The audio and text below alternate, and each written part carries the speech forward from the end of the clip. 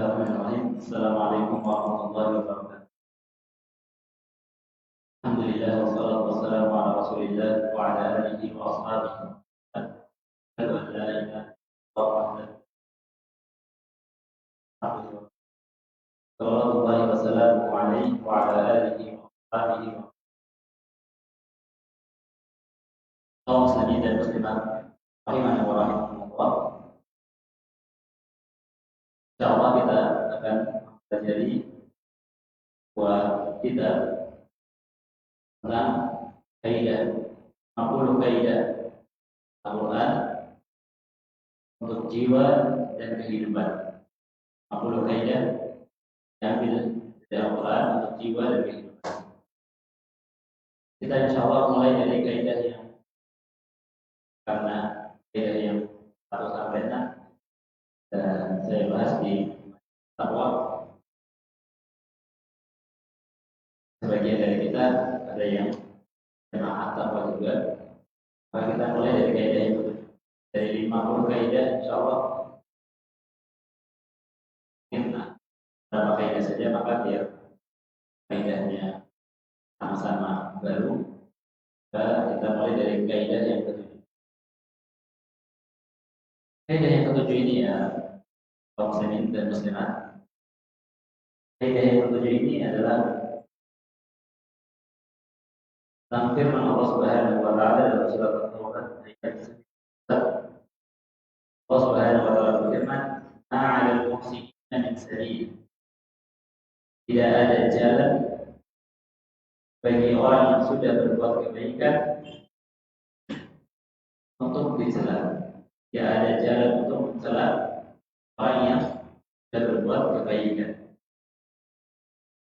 Orang yang sudah berbuat ihsan. Ayat ini halnya adalah berkenaan dengan perang Tabuk yang terjadi pada tahun Hijriah, tepatnya pada bulan Rajab. Nabi Sallallahu Alaihi Wasallam bersama para sahabatnya jalan yang jauh dan musuh yang berat. Musuh yang kuat pada saat itu adalah Romawi. Dan pada saat itu Romawi dan Persia adalah dua negara adikdaya. Yang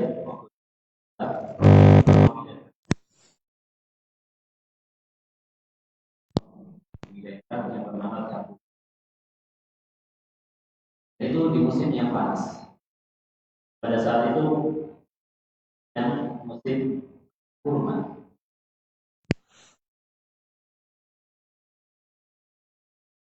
Yang minta uzur untuk tidak ikut pergi bersama Nabi Sallallahu Alaihi Wasallam. Di antara mereka ada yang uzurnya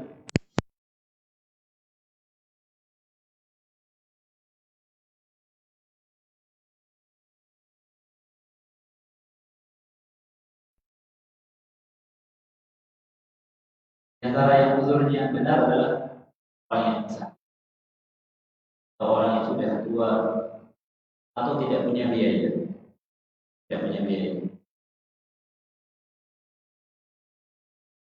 Bahkan diceritakan bahwasanya orang yang uzurnya benar ini orang yang sakit, atau orang yang sakit di antara mereka, atau tidak sakit, tapi sudah lanjut usia. Ada pula yang masih muda dan dia sehat, tapi tidak punya. Ya, perang itu butuh biaya.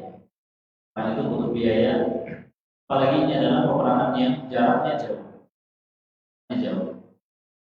Bahkan diceritakan tentang keadaan mereka.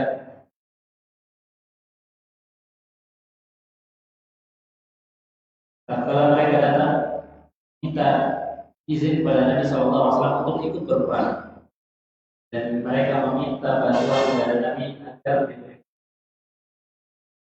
agar mereka bisa dikonsehkan.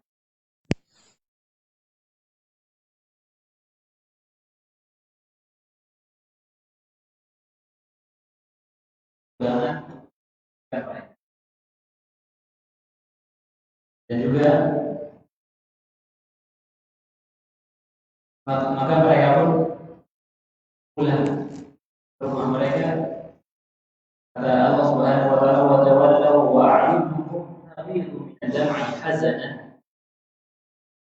Mereka pulang kembali dalam keadaan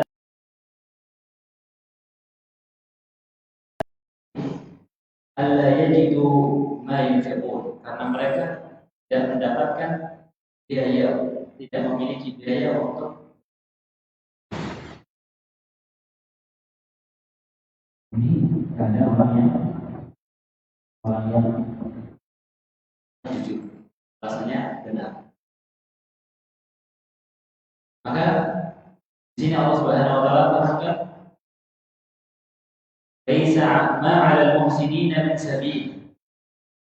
Tidak ada celaan bagi orang yang sudah berusaha, orang yang tulus berusaha berbuat kebaikan.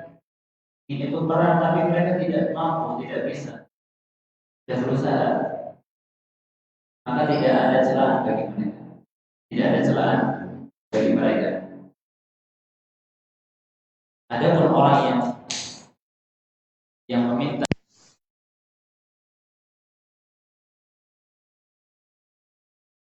pura-pura sakit atau hal yang lain, dia tidak sakit, dia masih muda, bukan orang tua, dan juga dia punya biaya, tapi dia minta untuk mencari-cari alasan. Ini yang mereka yang tercela adalah yang dicela oleh Allah Subhanahu wa taala. Kaidah ini adalah kaidah yang awalnya adalah konteksnya adalah perang Tabuk. Tetapi menurut kaidah usul tafsir, al-ibratu bi'umumil lafzi la bi khusus. Patokan yang menjadi patokan adalah lafaz, keumuman lafaz, bukan kekhususan sebab. Sehingga lafaz ini adalah lafaz yang umum, tidak ada celaan, tidak ada jalan untuk mencela orang-orang yang telah berbuat kebaikan. Orang yang sudah berusaha dengan semaksimal mungkin, ini tidak boleh dicela. Dan ini juga para ulama fuqaha menerangkan, menggunakan ayat ini untuk berdalil bahwasanya orang yang diberi amanah, dititipi barang misalnya, lalu dia sudah simpan dengan baik, akan tetapi ternyata misalnya kemalingan, maka orang yang diberi amanah ini tidak menanggung harta yang hilang tersebut dan titipan yang hilang. Kenapa? Nah, ada muhsinin min sabil. Kata mereka, tidak ada jalan untuk mencela, untuk menghukum orang yang sudah berbuat kebaikan, sudah berusaha. Akan tapi kalau hilang karena dia memang tidak menyimpannya dengan baik, menelantarkan barang tersebut sehingga hilang atau rusak, maka dia menanggung. Nah, dan juga ini berlaku di kehidupan kita sehari-hari. Contohnya misalnya kalau kita memiliki anak, sudah berusaha belajar, tapi ternyata nilainya jelek, atau sudah berusaha menghafal, akan tapi ternyata dia hafalannya tidak lancar, maka tidak boleh dicela, apalagi dihukum. Karena Allah Subhanahu wa taala berfirman, "Ma 'alal muhsinina min sabil." Tidak ada jalan untuk menyalahkan, untuk mencela orang yang sudah berusaha baik. Misalnya lagi, suami sudah bekerja maksimal, akan tapi hasil yang dia dapatkan hanya sedikit. Tidak boleh bagi seorang istri untuk mencela perempuan kepada suaminya gara-gara hasilnya sedikit.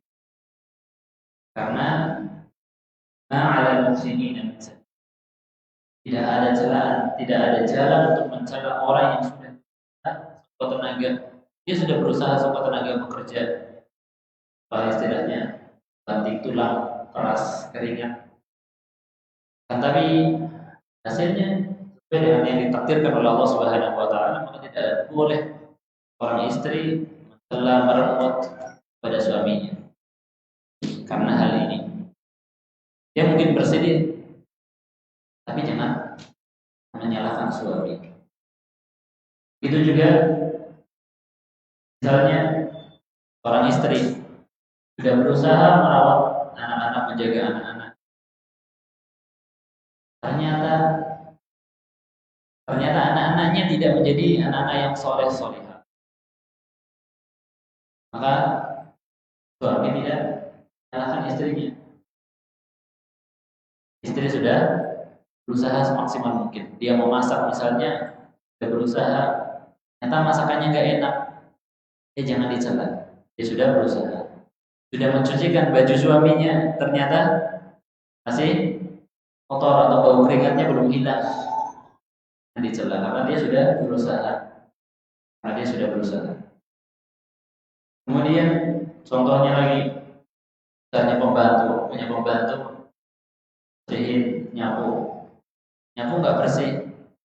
Menurut pembantunya sudah bersih, menurut majikannya nggak bersih, karena di pojok ini loh masih kotor, bilang ini apa ini,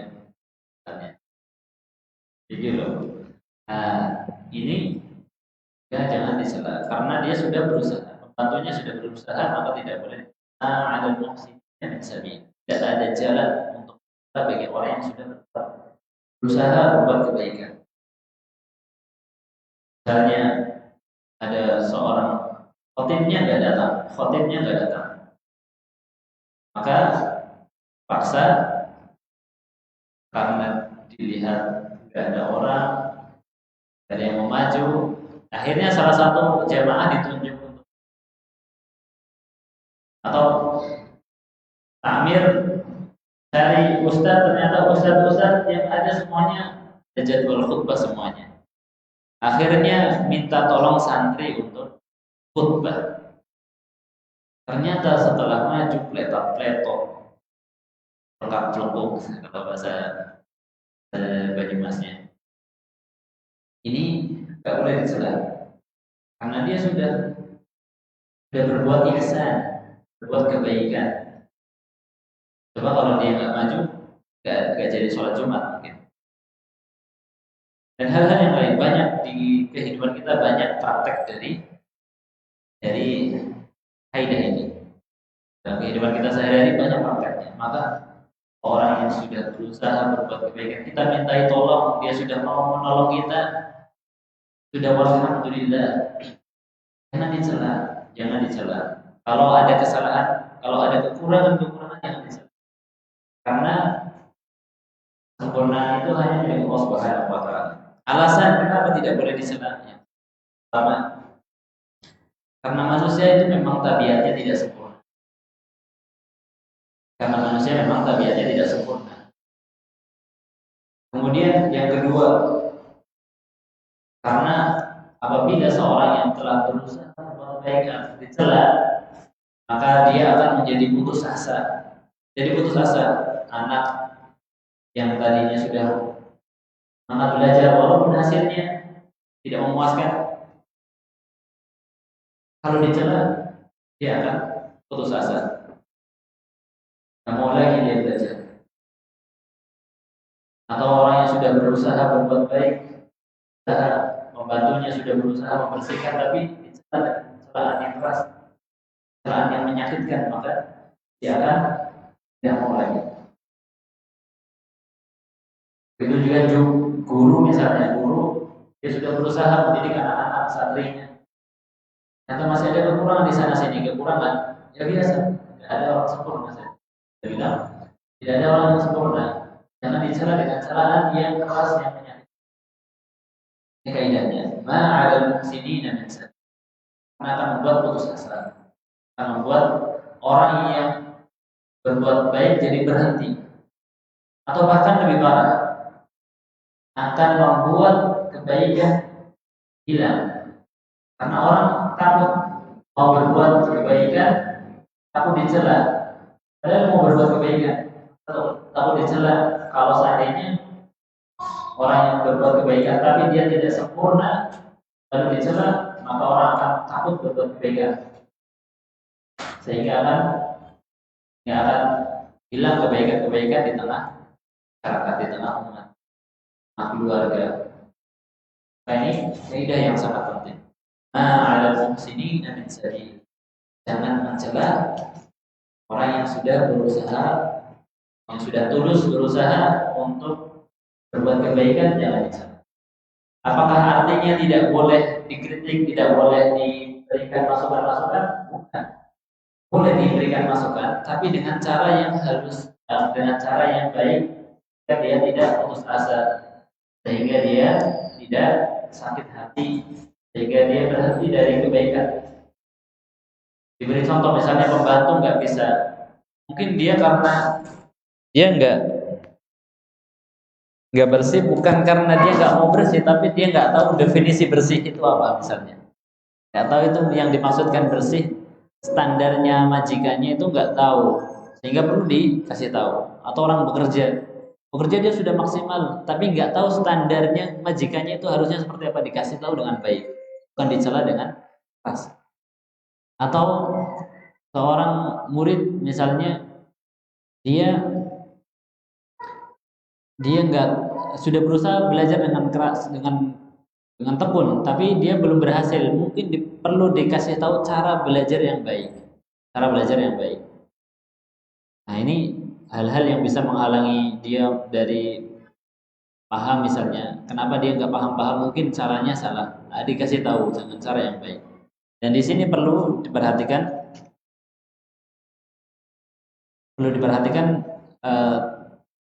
terkadang kita mengasih masukan itu maksud kita baik, tapi ternyata ditangkap tidak baik oleh yang diberi masukan. Nah, ini perlu perhatian, perlu pembiasaan. Terkadang pertama kali mungkin masih salah, tapi yang kedua kalinya jangan sampai keliru lagi. Kalau tahu misalnya dengan cara begini dia diperingatkan, dikasih masukan, dia justru tersinggung, nah jangan dengan cara seperti ini lagi, harus dengan cara yang lain.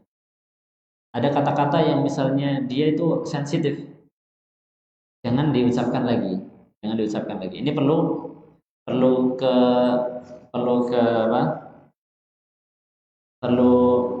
ihsas, apa namanya ihsas itu? Sensitif. Perlu sensitif dalam masalah ini.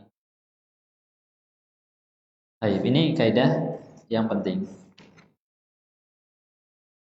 Kaidah yang ke-8 adalah firman Allah Subhanahu wa taala dalam surat Al-An'am, Al-Isra, Fatir, Az-Zumar dan An-Najm. Ada 4 tempat, 1, 2, 3, 4, 5 tempat dalam Al-Quran yang menyebutkan kaidah ini, yaitu firman Allah Subhanahu wa taala, wala taziru waziratun wizra ukhra. Tidaklah seseorang memikul dosa orang lain. Ini kaidah ini berkaitan dengan keadilan. Keadilan adalah sesuatu yang dijunjung di dalam agama kita. Dijunjung tinggi-tinggi keadilan di dalam agama kita. Sampai kepada orang kafir, tidak boleh kita berbuat zalim. Walaupun kita disuruh benci orang kafir, tapi Allah Subhanahu wa taala memerintahkan kita untuk tetap berbuat adil pada mereka dan melarang kita untuk berbuat zalim pada mereka. Dengan apa? Padahal Allah Subhanahu wa taala menyuruh kita untuk benci kepada orang kafir. Tapi tidak boleh menzalimi, harus berbuat adil kepada mereka. Hanya saja terkadang ada yang salah dalam memahami makna keadilan. Dikiranya keadilan itu adalah sama rata. Padahal keadilan itu adalah wad'u syai' fi mawdhi'ihil munasib. Meletakkan sesuatu di tempatnya yang cocok. Meletakkan sesuatu di tempatnya yang cocok. Kebalikannya adalah kezaliman, meletakkan sesuatu tidak di tempatnya yang cocok. atau meletakkan sesuatu di tempat yang tidak cocok. Nah, ini seseorang tidak memikul untuk menegakkan keadilan. Syariat Islam menegaskan bahwasanya la taziru waziratun wizra ukhra. Seseorang itu tidak memikul dosa orang lain. Seseorang itu tidak memikul dosa orang lain. Jadi dosanya sendiri dipikul sendiri. Dosanya sendiri dipikul sendiri, bukan orang lain yang memikulnya. Makanya pada hari kiamat Allah Subhanahu wa taala berfirman, "Faman ya'mal mithqala dzarratin khairan yarah." Siapa yang beramal kebaikan walaupun seberat anak semut atau semut yang kecil, khairan dari kebaikan yarah, dia akan melihatnya. Wa man ya'mal mithqala dzarratin syarran yarah. Siapa yang beramal kebaikan burukan walaupun seberat semut yang kecil, dia akan melihatnya.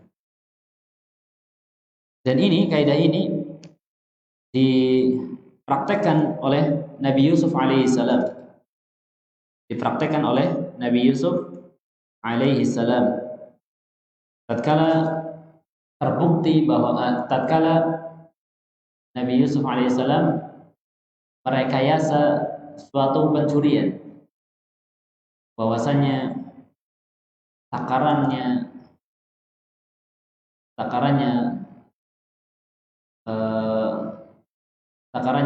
raja hilang, ada yang mencuri. Lalu yang tertuduh adalah saudara-saudaranya Nabi Yusuf. Saudara-saudaranya Nabi Yusuf. Lalu di antara mereka dia mengatakan, kalau ketemu di antara kita, silahkan ambil orang tersebut. Silahkan ambil orang tersebut untuk dihukum atau untuk dijadikan apa, pokoknya dihukum. Maka diperiksa satu persatu, ternyata yang wadahnya terdapat takarannya sang raja, ternyata adiknya Nabi Yusuf alaihissalam. Adiknya Nabi Yusuf alaihissalam bin Yamin. Maka di antara mereka, wah, kami sudah berjanji kepada ayah kami untuk membawa adik kita ini kembali. Maka ambillah yang lain dari antara kita. Maka Nabi Yusuf mengatakan, ma'adzallahi an na'khudha illa man wajadana mata'ana 'indahu inna idzal ladzalimun. Aku berlindung pada Allah Subhanahu wa taala untuk menghukum kecuali kalau bukan orang yang mencuri, orang yang kami dapati barang kami ada padanya. Kalau kami menghukum orang lain, tentu saja kami adalah orang-orang yang zalim. Maka akhirnya adiknya Nabi Yusuf pun ditahan tidak boleh ikut pulang. Nah, tidak boleh ikut pulang. Ini kaidah diterapkan oleh Nabi Yusuf alaihissalam. Adapun contoh dalam kehidupan kita sehari-hari, misalnya seorang ayah pulang, rumahnya berantakan, dan anaknya main berantakan. Lalu dia marah, kena marah semuanya. Anak yang main kena marah, anak yang tidak main kena marah, istrinya kena marah. Karena dia lagi capek, pulang, rumahnya berantakan, maka kena marah semuanya. Atau dia pulang, ternyata istrinya masaknya belum selesai, belum masak atau nggak masak. Dia capek, lapar, pengen makan, kena marah semuanya. Istrinya, anaknya, semuanya kena marah. Maka yang seperti ini berarti dia tidak menerapkan wala taziru waziratun wizra ukhra. Orang itu tidak menanggung dosanya orang lain. Kesalahan bukan pada yang lain. Apa salahnya anak-anak yang lain yang tidak ikut main? Kenapa ikut kena marah juga? Istrinya juga kena ikut marah. Kenapa? Apa salahnya istrinya tidak masak, anak-anaknya ikut kena marah? Nah, di sekolah misalnya, guru di rumah ada masalah. Guru di rumah ada masalah.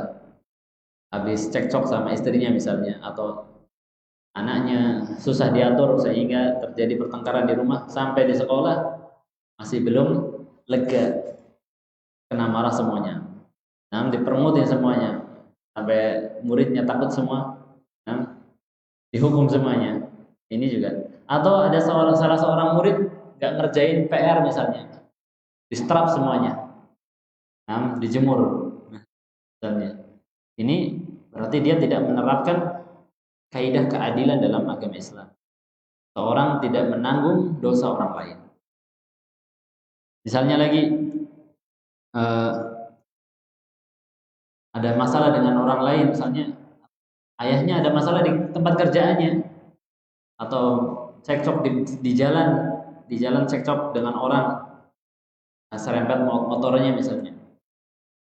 Nah, sampai rumah marah-marah, kena marah semuanya, atau dia capek, kena marah semuanya. Ini tidak menerapkan kaidah wala taziru waziratun wizra ukhrati. Seseorang itu tidak memikul dosa orang lain. Tidak boleh. Harus adil. Harus adil. Siapa yang bersalah, dialah yang dihukum. Jangan menghukum yang tidak bersalah. Jangan sampai kita menghukum orang yang tidak bersalah. Nah, istri misalnya capek ngurus anak-anak, anaknya rewel terus sehingga dia nggak sabar, marah-marah. Suaminya pulang dari kerjaan, suaminya yang ikut dipermutin. Ditanya sama suaminya diem aja. Tanya sama suaminya diem aja misalnya, dipermutin. Ini ya kalau istri mungkin, kalau wanita mungkin punya alasan lagi ya.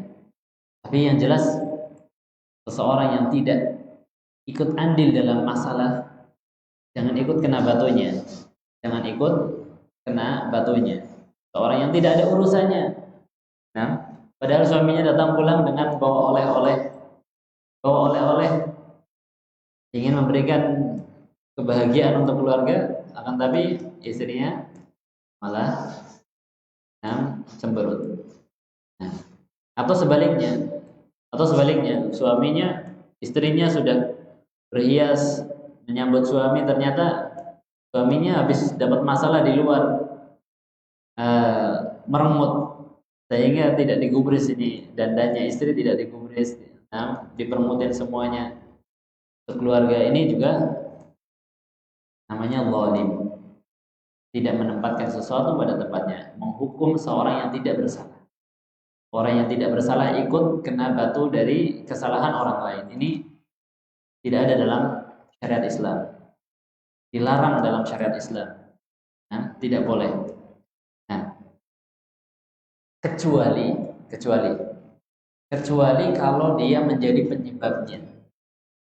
Kalau dia ikut andil dalam kesalahan, jadi penyebab, atau dia menyuruhkan kepada keburukan, mengajari hal yang tidak baik, walaupun dia bukan pelakunya, maka dia ikut mendapatkan dosanya.